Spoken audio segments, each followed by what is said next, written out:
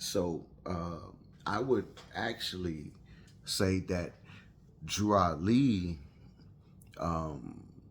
is the one who first connected us with an Islamic uh, identity and worldview, so to speak, in spite of the batil, and we can't just throw the baby out with the bathwater, just like we don't do with the nation. So you got to keep that same energy if you're gonna give Elijah a pass for much of the batil that he brought, right?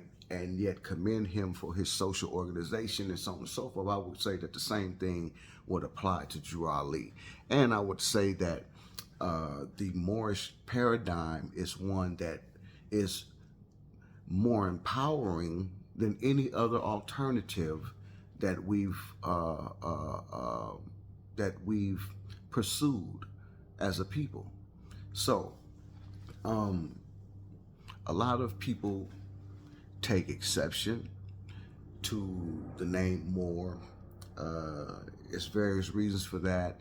Usually, when you mention Moor to some Muslims, the first thing that they want to go into is the Moorish Science Temple and so on and so forth, totally ignoring the fact that Moors are historically known to be the Africans of North Africa and West Africa that went in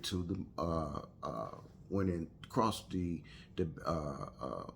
Strait of Gibraltar or Jabal Tarek and established society, civilization in Al Andalus, right? So when you look up more to tell you, North African, and it also mentioned Arab, right? It mentioned Berber, right? I would argue that, and it's accurate, that Islam entered the West African regions from the north, from them very Berbers who went into Spain. So, on the one hand, we have a connection to Islam through the efforts of the brothers from the north and the brothers from the west and southwest receiving that, and by extension, that coming here. I would say that's a continuity. That's a historical continuity for us and a framework for us as Muslims to draw on, right? It seems to be a dichotomy between the term Moor and African, right? Moor versus African. People want to lean towards more African, and that's fine. I would just say that it's not as specific as Moor is. I don't take no exception with the term African. However, the term Moor is more specifically addressing the Muslims, right, as opposed to just the term African, right? So, and interestingly enough, historically speaking, we know that Africa is geographically and historically in the Moorish lands of the north, right? That those lands where the term Africa comes from are lands inhabited by people historically known as Moors. So, you know what I'm saying? You can't get around this Moorish thing, right? I would say that it's the answer to solve much of what we've been finding as our dilemma.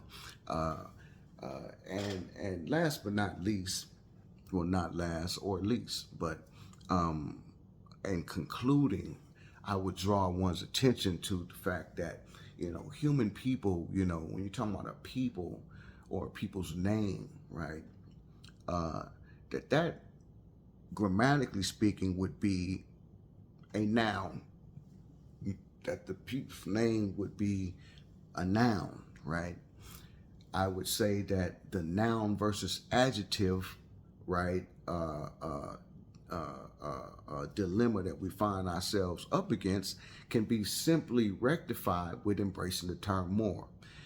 The term black, we know that's an adjective, it's a descriptive term, right?